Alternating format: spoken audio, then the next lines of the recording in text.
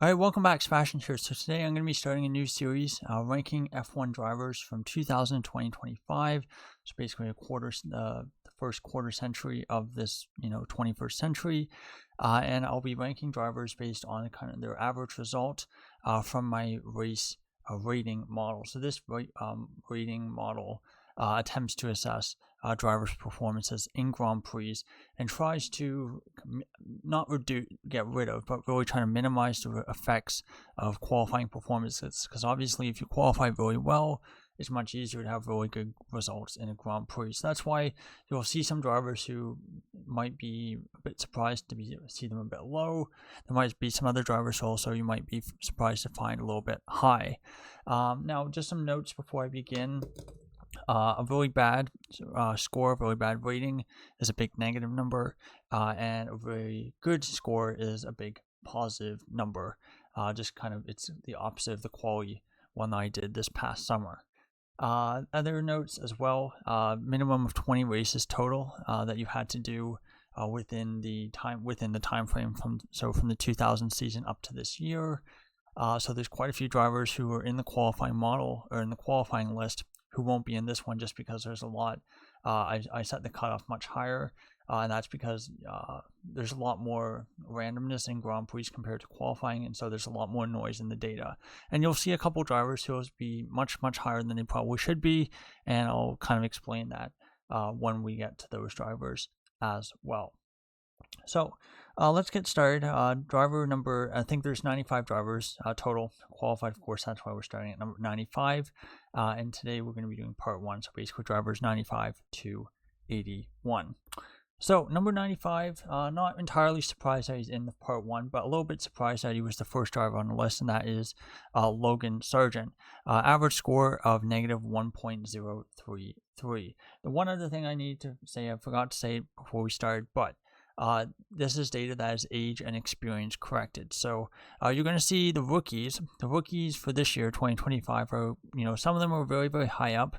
And you may look at their performance this year and say, yeah, those drivers, they've had pretty good season, but it's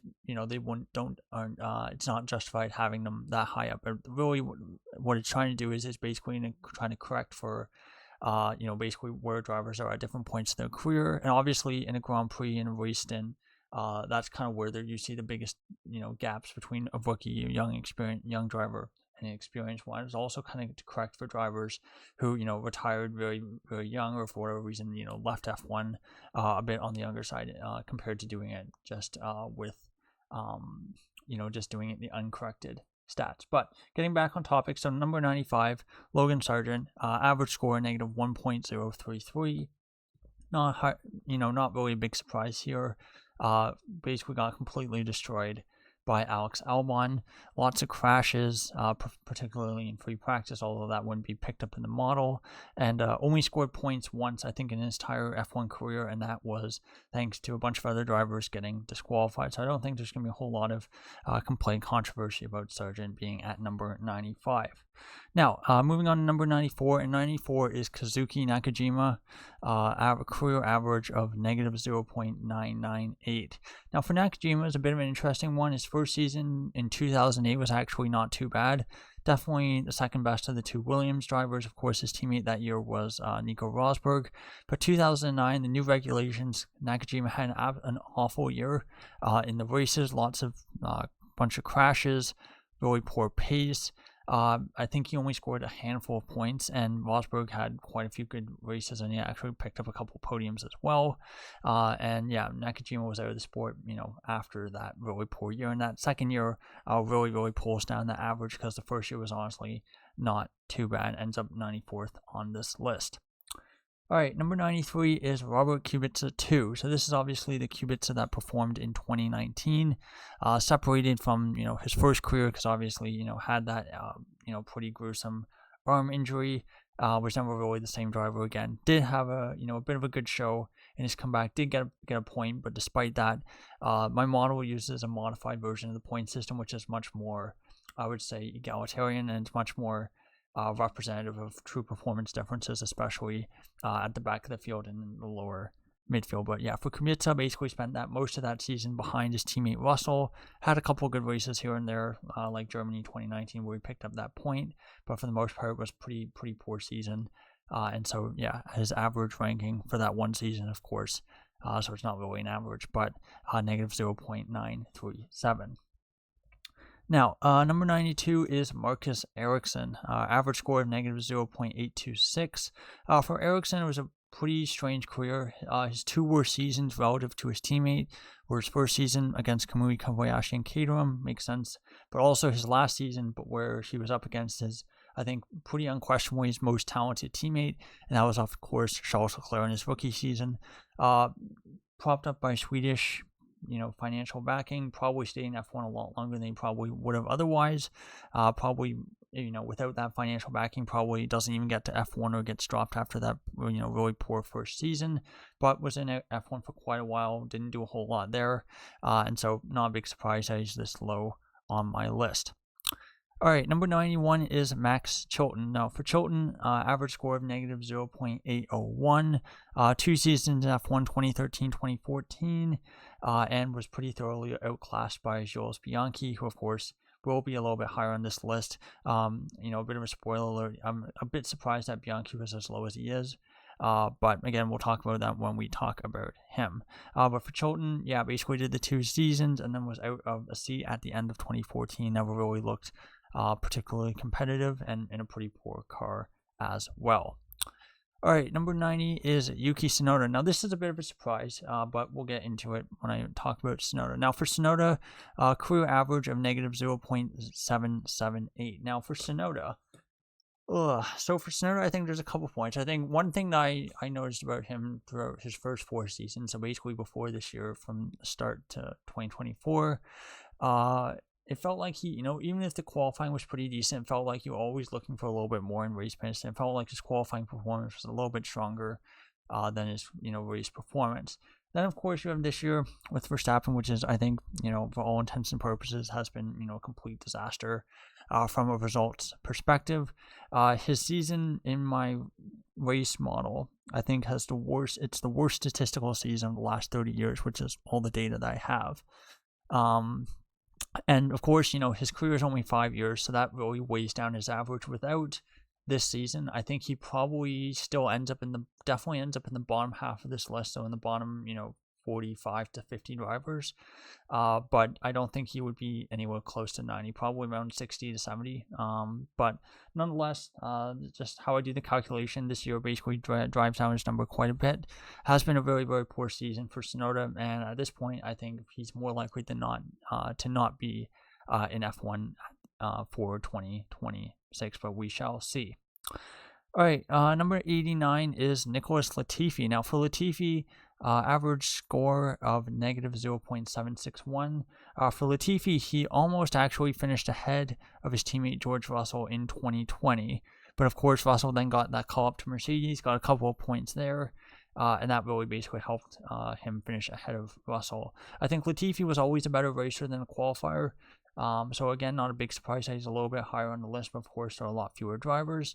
But that being said, for Latifi, the 2022 season was pretty abysmal, and that really dragged his score down just as much as you could argue that, his 2021, where he scored points, I think, on 2 different occasions, was, actually pretty good. Scored, I think, a 7th place in Hungary. Of course, a lot of help there, but I think he also scored a point, he scored a point in the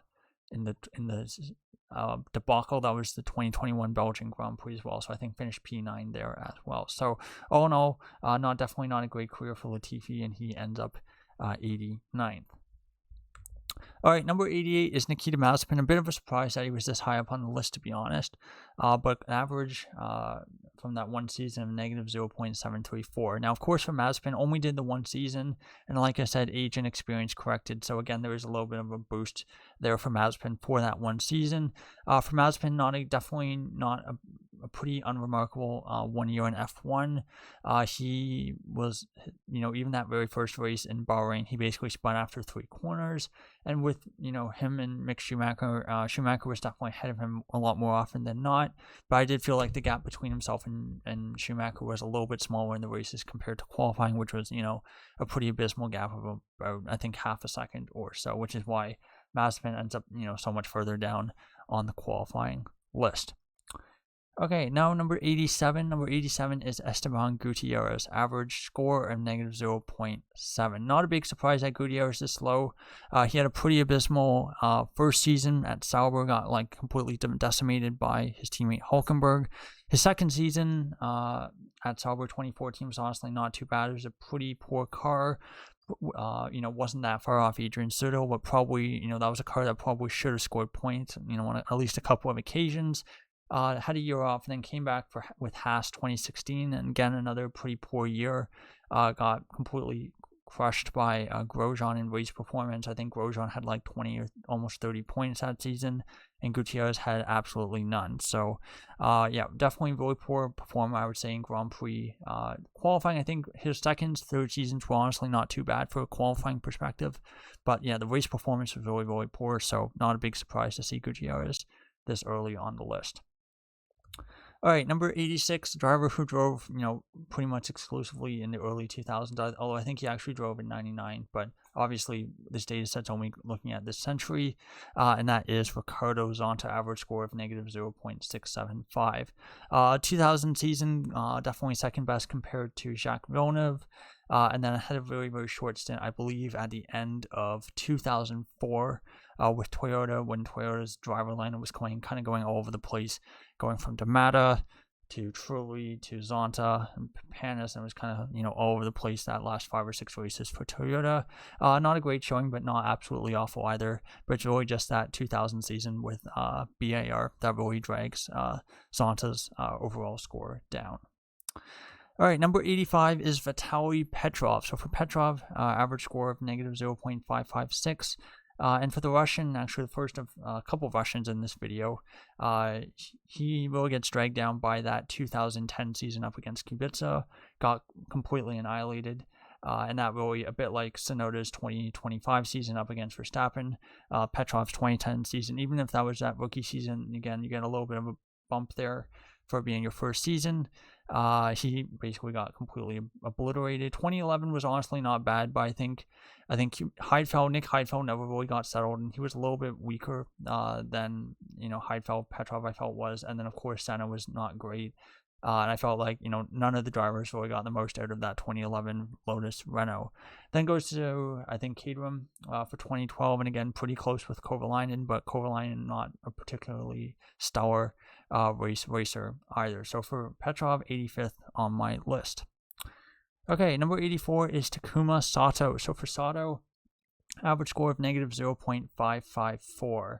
Not entirely surprised that Sato shows up this early on the list. He had some okay seasons like 2006, 7 were honestly not too bad from Sato, I think, from a race performance. Didn't have, particularly established benchmarks that year. So again, there's, some question marks about, whether or not Sato was getting the most out of that car. But there were races where, for example, Sato was actually faster than the Works Honda team. So I guess you can definitely, use that in his favor. But in terms of his results before that, kind of was never really looked to be, anything more than kind of a lower midfield driver. Was pretty thoroughly outclassed by, Giancarlo Fisichella, I believe, at Jordan, and then later at BAR up against Jenson Button. So there you go, Takuma Sato at number 84. All right, number 83 is Brendan Hartley. So for Hartley, average score of negative 0.532, and only got that one season, of course, but it was a 21 race season, so Hartley qualifies for the list. And I think he did 4 races the year before, but didn't do enough races in the season to kind of qualify for the data set. For Hartley, I think a bit of an odd, very, very short career, obviously. But for Hartley, I feel like he had really, really poor luck during that 2018 season. Again, the speed was not great. He was definitely the slower of the two Toro Rosso drivers between himself and Gasly. And again, he would have some good qualifying performances, and then, the car would break down, someone would crash into him, something like that. But he was a lot older when he came into F1, so a bit like Nick DeVries a couple of years ago. The expectation was that he would be able to hit the ground running. He wasn't really able to do that, so, knowing Helmut Marko, he basically was, dropped relatively quickly, and basically got dropped for, I believe, Alex Albon it was, and I think, in hindsight, that was probably the right move. Okay, number 82, another Russian, and this is Sergei Sorokin. For Sorokin, average of negative 0.531, only did the one season F1. I really feel like he should have gotten that second season, teaming up against George Russell instead of Kubica. I think would have been the more, rational move in hindsight, the better move in hindsight. But of course, Kubica was a really, really good story. Now for Sorokin, he out-qualified Lance Stroll, that for his one and only season in F1. But of course, he was definitely kind of, I felt like, second best in the Grand Prix. Of course, being a rookie, it makes sense. But Stroll was still, very, very raw, and again, not particularly fast at that point. So again, not great from that perspective. And again, he does kind of have the, I guess, the ignominious fact of he's the only driver that Stroll's beaten over a championship season, as his teammate. So again, Sergei Sorokin, number 82. All right, last driver on this video is Daniil Kvyat. A bit of surprise Kvyat's this high, but an average score of negative 0.475. For Kvyat, he was a very quick driver at times, but he was prone to, getting into crashes here and there, getting incidents. And there's a couple drivers who will show up, I think in part 2 of the series, who you can, kind of characterize as being in the same vein as Kvyat, where they're, pretty quick drivers, but, would have, quite a few crashes or, pick up penalties, and that, of course, finish further down the field, score less points, and that, of course, would hurt your race rating. So for Kvyat, for 81, a bit of a surprise that he's this low, but I think seasons like 2017, where he basically got obliterated by Sainz, would definitely, contribute to that. His last season, 2020, was honestly not great. It wasn't terrible. And then his rookie season as well was also not spectacular otherwise. Either, I should say. And that definitely, having seasons, even though he had good seasons like 2015, 2019, there was enough, too many, bad seasons in there that really drops Kvyat's score down overall. So let me just check. Yeah, so that's part 2. So there you go. So that is part 1 of the series, ranking drivers based on the results of my race rating model. Be interesting to see looking at the results. Obviously, I already know, but excited to share with all of you fine people. So there you go. That's part 1, drivers 95 to 81. This series, I think, will be released probably over the next 2 to 3 weeks. Of course, we have Brazilian Grand Prix coming up this weekend, but then of course we have another 2-week break until Vegas, so there's going to be plenty of time to do, I think, all 5 parts, and then so this one and then 4 more. So thank you so much for watching, and goodbye.